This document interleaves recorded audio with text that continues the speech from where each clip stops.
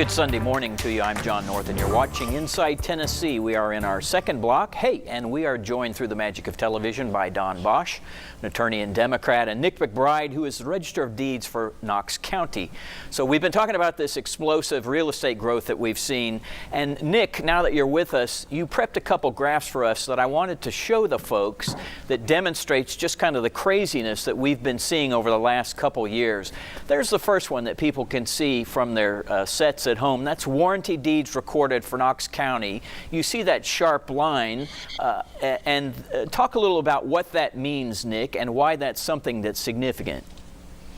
Well, I think the significance here is that in 2019, the economy in Knox County was extremely strong. And then during 2000, in the height of the pandemic, we had some increase. And then in 2021, more of an increase. You're looking at a 17% increase in the number of pieces of real estate in Knox County that sold, that changed hands. Now, do we have a slide on the value? Yeah, that would be the next slide. That shows the value of mortgages. Yeah. That's money. So, that's real money we're talking there. Exactly, but when we're looking at the actual warranty deeds, the number of conveyances, we're looking at a 17% increase in the number of sales, but yet we're looking at a 46% increase in the total value. So I think that goes to what Hanson was talking about, is the limited supply has driven up the value, and we're seeing lots of appreciation. And so I think that's the reason, only a 17% increase in the number of deeds, but yet we have a 46% increase in value of real estate that's changed hands this past year. Don Bosch?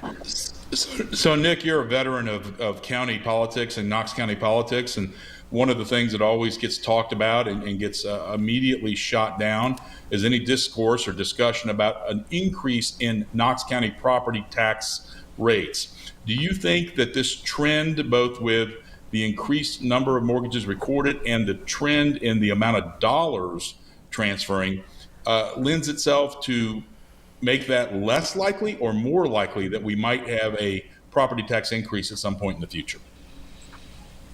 Well, I think it would determine what the administration feels that the needs are of Knox County as it relates to infrastructure and things of that nature. There may be enough revenues coming in with the population increasing with sales tax and things of that nature, but I'm not really sure. So I really couldn't say whether we would need a property tax increase or if one would pass politically. Probably not. Right.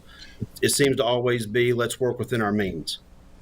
Right. I think the trouble is that I'm worried about is I think it's great that we're having so many properties come online, transfer, people move in. I'm just worried, as you pointed out, and I know Eddie and I have talked about before the show, the infrastructure needs that come with that, and whether it's roads, sewer, schools, shopping, and it's sort of a multi-headed snake that we have to deal with, and I'm curious to how that will develop. I don't know what the answer is right now either.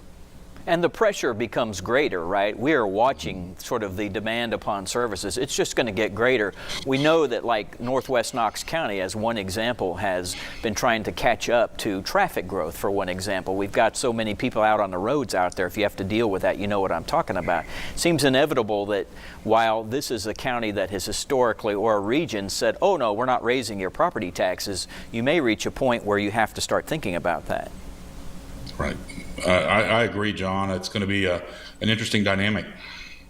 Eddie, question? Yeah, I think. I'm just, I was going to jump in and say, one of the things that concerns me, and I am a let's live within our means type of guy, but it's just as we're looking at the growth, and, again, we're trying to look into the crystal ball into the future, but growth is projected to be greater than 250,000 people over the next 20 to 25 years. With that, if we continue to see the trend line, what does that do to our schools? And, knowing how expensive it is to build a school and then staff it, that could really start putting the county in a burden of financially being able to sustain that. So, Nick, I'd be curious as to your thoughts, especially if we look at schools. We can talk about roads and all of that, but we know that Congress just passed a huge infrastructure bill. I think there's enough money to take care of some of that. But schools are really where the rubber meets the road for a lot of families. Absolutely, and probably one of the biggest concerns that we haven't thought about is we might need to be looking at some property. If we want to build a school, it's getting more and more difficult daily to find large tracts of land that you could put a school on.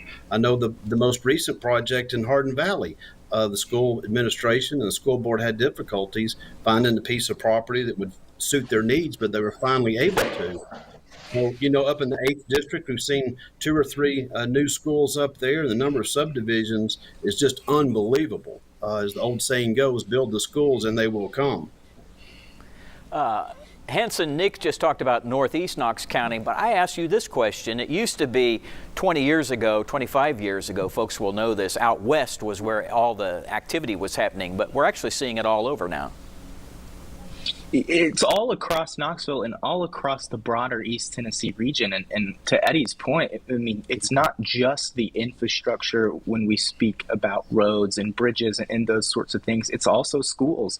And, that's sort of the question here is, we've got to design our built environment in a way that maximizes our infrastructure. And so, now that we're developing and seeing growth in the broader county, this urban sprawl is more expensive just on the highways and infrastructure side. And so that takes away from money that could be going to the schools. And so it's certainly a pressing challenge. And I think if we don't really have a concerted effort to think about how do we do this sustainably, schools will be hurt by that. And it's sort of unclear how we're going to get there politically, at least. The good news, bad news, if you happen to live in East Tennessee, is we are seeing a lot of growth, and it means more people coming in. It should mean more greater services, but it also means more demand on services. I think we are about time for a break. You are watching Inside Tennessee, and we'll be coming up back in just a minute.